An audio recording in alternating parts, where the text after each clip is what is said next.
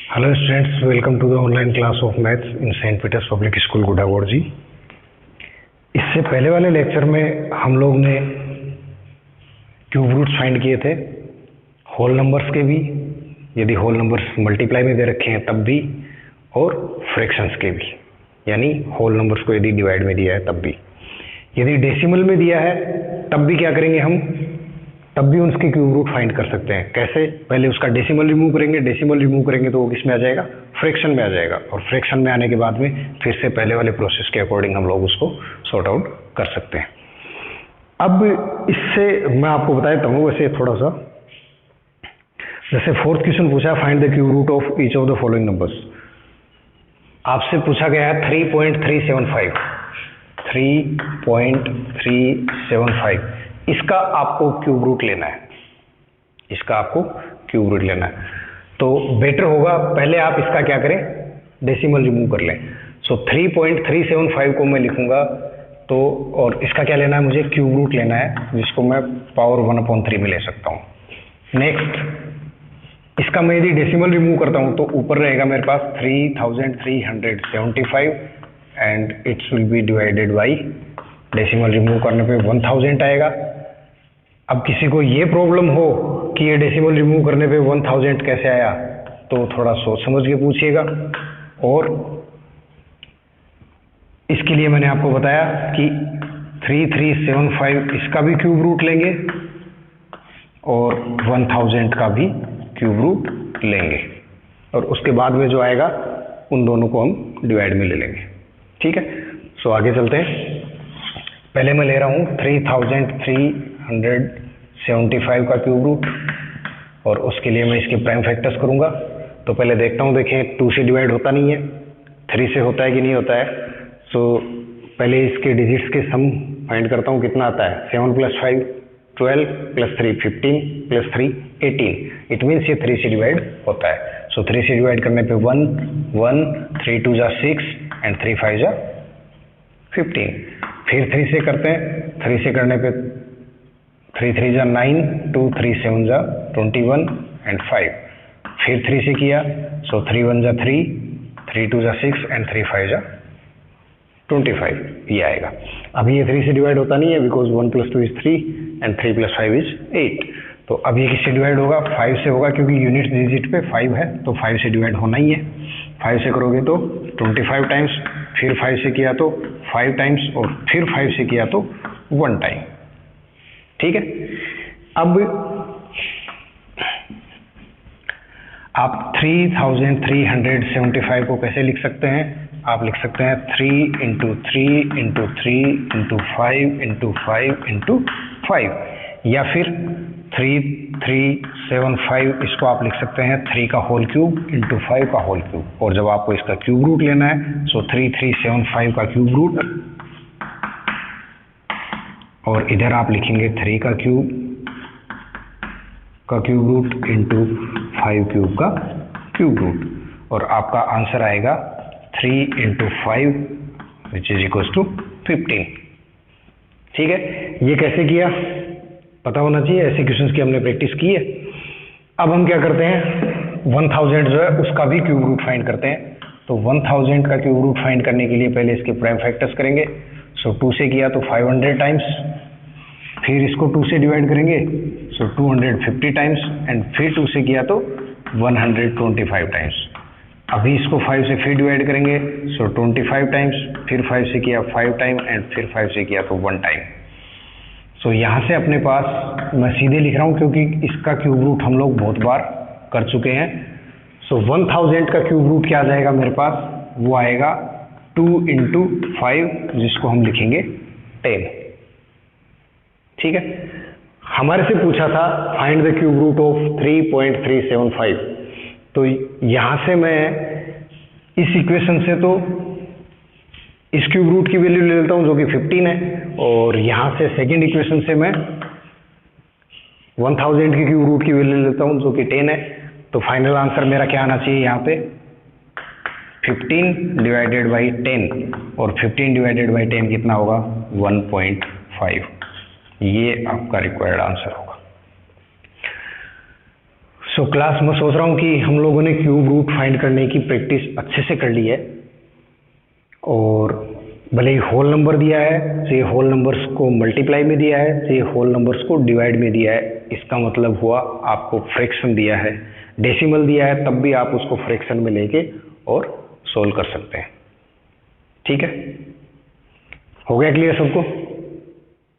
Okay, next जो एक या दो टाइप के क्वेश्चन और बनते हैं इस पे, वो मैं आपको बता देता हूं क्या है। देखिए,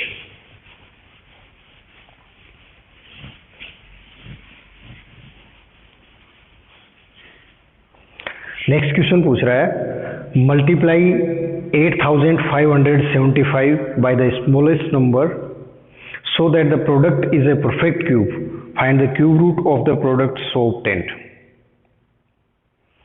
आपको 8575 को किसी ऐसे नंबर से मल्टीप्लाई करना है, स्मॉलेस्ट नंबर से, कि ये नंबर परफेक्ट क्यूब बन जाए। और परफेक्ट क्यूब कौन सा नंबर होता है? जब हम उसके प्राइम फैक्टर्स लेते हैं और उनके 3 के पेयर्स बनाते हैं तो वो होना चाहिए। 3 के पेयर बन रहे हैं तो वो परफेक्ट क्यूब है। नहीं बन रहा है तो हम क्या करेंगे, किस नंबर से मल्टीप्लाई करें कि वो परफेक्ट क्यूब हो जाए? तो नंबर दिया है मुझे 8575 ये ना। हाँ, अब मुझे क्या करना है, पहले इसके प्राइम फैक्टर्स करूंगा। तो किससे डिवाइड हो रहा है ये? 5 से डिवाइड होता है। 5 से डिवाइड करो क्योंकि यूनिट्स प्लेस पे 5 है।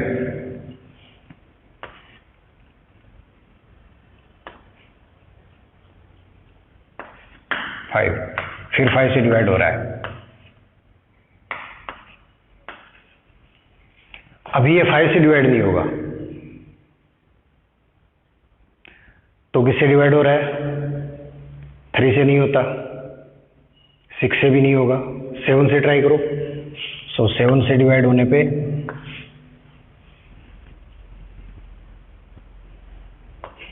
28, रिमाइंडर 6, 63, 9 टाइम्स। फिर ये 7 से होगा 7 टाइम्स, और फिर 7 से करोगे तो 1 टाइम। सो 8575 इसके प्राइम फैक्टर्स आ गए ये। तो हम लिख सकते हैं 8575 is equals to 5 into 5 into 7 into 7 into 7।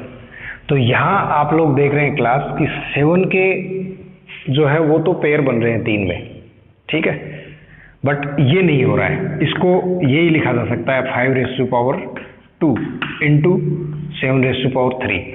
तो जिसकी पावर 3 है उसका तो स्क्वायर रूट आ जाएगा, बट जिसकी पावर 2 है उसका स्क्वायर रूट नहीं आएगा।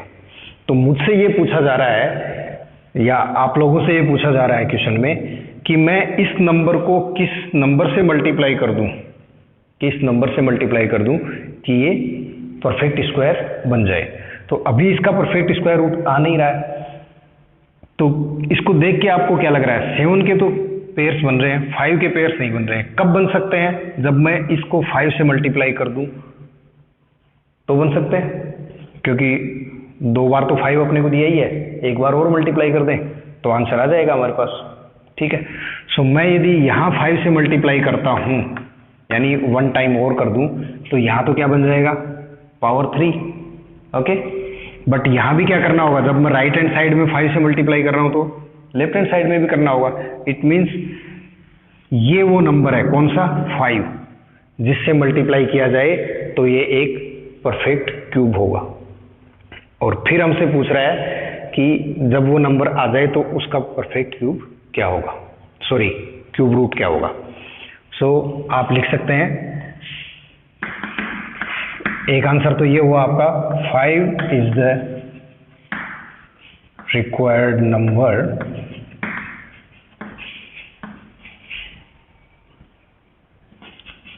To make 8575 A perfect cube. वो नंबर 5 है आपके पास, ठीक है। दूसरा क्या पूछ रहा है आपसे कि यदि ऐसा कर लेते हो तो उसके बाद में जो नंबर आता है उस नंबर का आपको क्या करना है? क्यूब रूट फाइंड करना है। तो तो उसका क्यूब रूट क्या आ जाएगा, ऑब्वियसली पता ही है। यदि ये परफेक्ट क्यूब ही बन गया है अभी, तो क्यूब रूट क्या आएगा, 5 रेज़ टू पावर, यानी अब मैं यहाँ कर देता हूँ थोड़ा आपको, वो नंबर आया आपके पास 5 × 8575, और इसका पूरे का मुझे क्या लेना है, क्यूब रूट।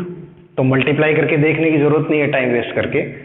सो इसका क्यूब रूट किसके इक्वल हो जाएगा, इनके क्यूब रूट के। So 5 raise to power 3 × 7 raise to power 3, और इनका क्या लेना है मुझे, क्यूब रूट, जिसको मैं लिखूंगा 5 क्यूब का whole cube, sorry cube root into 7 cube का क्यूब रूट, जो कि आया 5 और यहाँ से आया 7। सो फाइनल आंसर आया आपका 35। ठीक है। तो जब आपसे ये पूछा जाए कि किसी गिवन नंबर को किस नंबर से मल्टीप्लाई किया जाए, किस नंबर से मल्टीप्लाई किया जाए कि वो परफेक्ट क्यूब बन जाए, तो आप उसको प्राइम फैक्टराइजेशन मेथड से ऐसे सोल्व करेंगे, और फिर ये देखेंगे कि किस नंबर के पेयर नहीं बन रहे हैं, किस नंबर के पेयर नहीं बन रहे हैं, और कितने टाइम मल्टीप्लाई करने पे वो पेयर बन सकता है।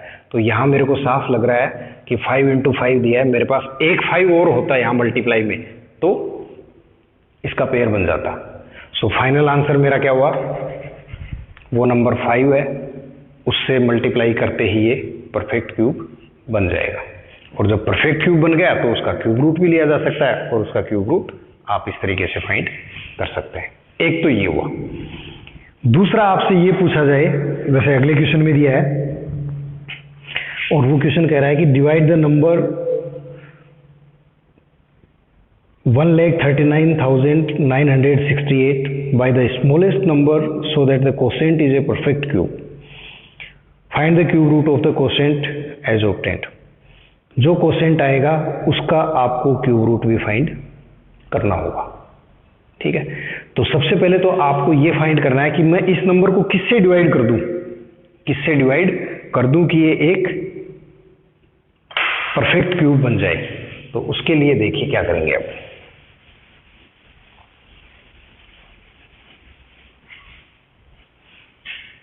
नंबर दिया है आपको 1,39,968।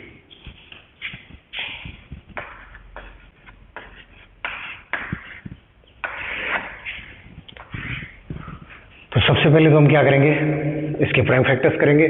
सो पहले 2 से किया,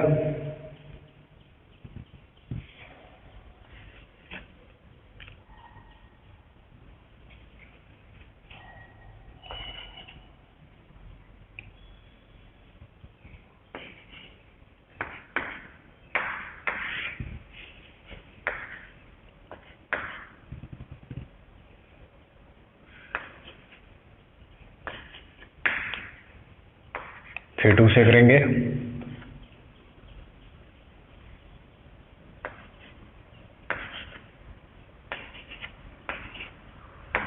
फिर 2 से करेंगे,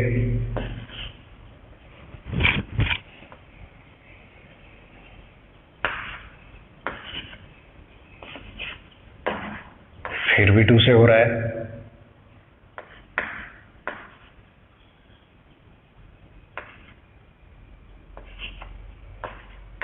और फिर 2 से करोगे तो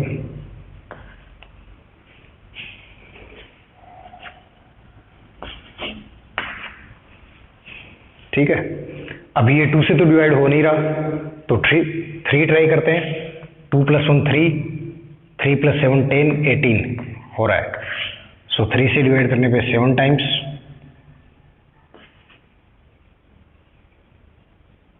एंड 3 9 = 27।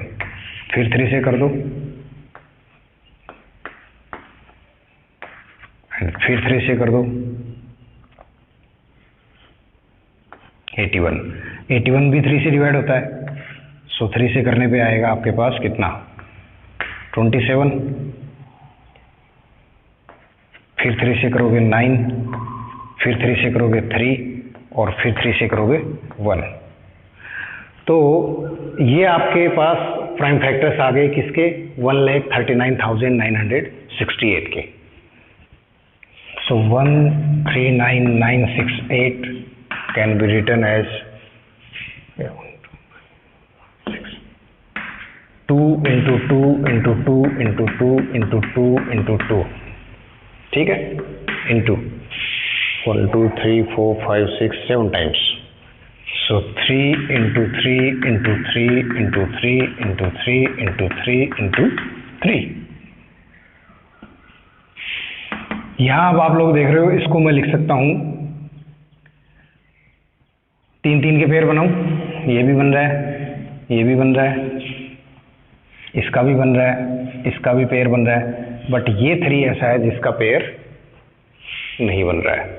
तो मैं इसको लिख सकता हूँ 2 raise to power 3 into 2 raise to power 3 into 3 raise to power 3 into 3 raise to power 3 into 3।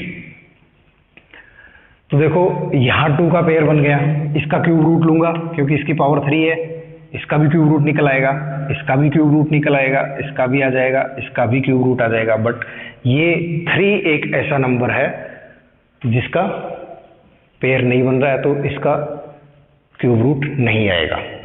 तो मैं इस नंबर को यदि 3 से डिवाइड कर दूं, देखिए राइट हैंड साइड को मैं यदि 3 से डिवाइड कर रहा हूं तो मुझे 13996 इसको भी 3 से डिवाइड करना पड़ेगा। इधर ये 3 से 3 कैंसिल हो गया, ठीक है। तो अब जो नंबर बच गए अपने पास, ये सब क्यूब में दिए तो इनका क्यूब रूट लिया जा सकता है, ठीक है। तो इसका भी क्यूब रूट आ ही जाएगा। क्लियर है सबको? तो क्वेश्चन ये था कि by which number 1,39,968 should be divided to make it perfect cube, ठीक है। तो वो नंबर कौन सा हुआ? 3। So the required number is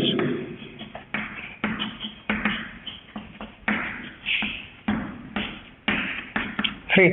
इससे आपको डिवाइड करना है और फिर कह रहा है कि वो नंबर आता है तो उसका क्यूब रूट क्या होगा, यानी 139,968 डिवाइडेड बाई 3, इसका क्यूब रूट क्या होगा? तो इसका क्यूब रूट क्या होगा? ये कैंसिल कर ही दिया हमने। So 2 whole cube into 3, sorry फिर से 2 whole cube multiply by 3 cube multiply by 3 cube, और इन सब का क्या लेना है? Cube root.